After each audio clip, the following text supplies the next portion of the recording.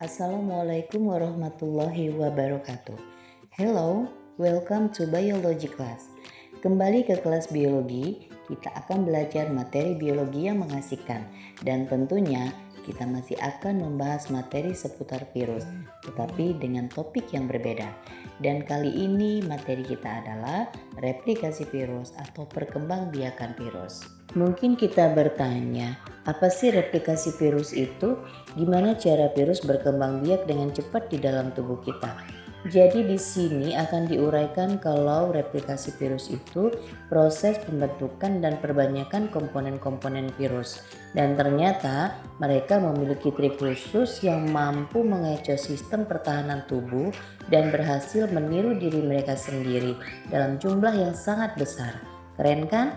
Replikasi virus hanya dapat dilakukan oleh virus di dalam sel inang, karena virus adalah partikel aseluler atau bukan sel yang tidak mempunyai struktur metabolisme seperti yang dimiliki oleh sel lain. Sel inang sendiri merupakan sel hidup yang ditumpangi virus. Sel inang dapat berupa organisme uniseluler seperti bakteri dan protozoa, maupun multiseluler seperti jamur, tumbuhan, hewan, hingga manusia. Untuk menjelaskan reproduksi virus biasanya digunakan contoh bakteriofag, yaitu virus yang menginfeksi bakteri. Dan perkembangbiakan bakteriofag itu sendiri dibagi dalam dua siklus, yaitu litik dan lisogeni. Sekarang kita akan belajar tentang siklus lisis, yaitu cara replikasi virus yang melibatkan proses penghancuran sel inang di akhir proses replikasinya, sehingga sel inang akan pecah dan mati. Siklus lisis yang umum dipelajari adalah siklus lisis pada bakteriofag T4, di mana terdiri atas 5 tahapan, yaitu tahapan absorpsi, penetrasi, sintesis, perakitan, dan lisis. Tahap pertama adalah tahap adsorpsi, yang merupakan tahap menempelnya virus pada sel inang. Adsorpsi terjadi karena virus dalam hal ini yaitu bakteriofag memiliki serabut ekor yang akan menempel pada bagian reseptor spesifik sel inang. Reseptor merupakan molekul khusus pada membran sel inang yang dapat dikenali oleh virus. Tahap kedua adalah tahap penetrasi, yaitu setelah menempel pada sel inang, bakteriofag akan melepaskan materi genetiknya yang bisa berupa DNA atau RNA ke dalam sel inang. Nah, proses ini memungkinkan materi genetik bakteriofag masuk ke dalam sel inang dan menyusup ke inti sel. Tahap yang ketiga adalah sintesis.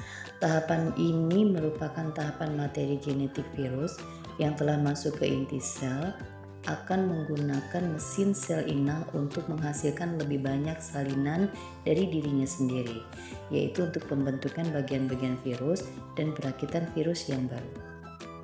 Tahap yang keempat adalah perakitan.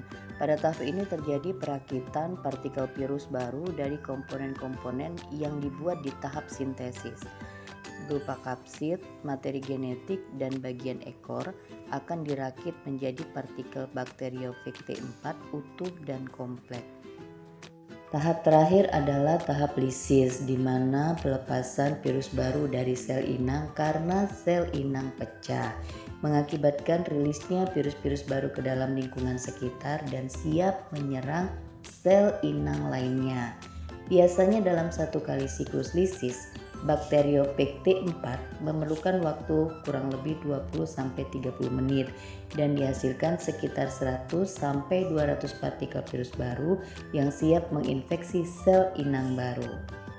Ini adalah gambar lengkap siklus lisis mulai dari tahap adsorpsi, penetrasi, sintesis, perakitan. Di situ ada bagian-bagian tubuh virus yang belum dirakit dan akan dirakit menjadi komponen yang lengkap. Kemudian terakhir adalah tahap lisis, yaitu sel inang pecah dan virus-virus baru keluar mencari inang berikutnya. Secara umum virus itu punya inang yang spesifik, contohnya bakteriofag menginfeksi E. coli dan CMV yang menginfeksi tembakau. Jenis virus memiliki inang bervariasi, contohnya flu burung yang menginfeksi bangsa Aves dan manusia, juga rabies yang menginfeksi mamalia seperti kucing, anjing, dan manusia. Virus tumbuhan tidak akan menginfeksi hewan atau sebaliknya, virus penginfeksi bakteri tidak akan menginfeksi tumbuhan maupun hewan. Demikianlah pembahasan tentang replikasi virus secara lisis, dan kita akan bertemu lagi pada pembahasan yang lain. Sampai jumpa. Thanks for watching. Wassalamualaikum warahmatullahi wabarakatuh.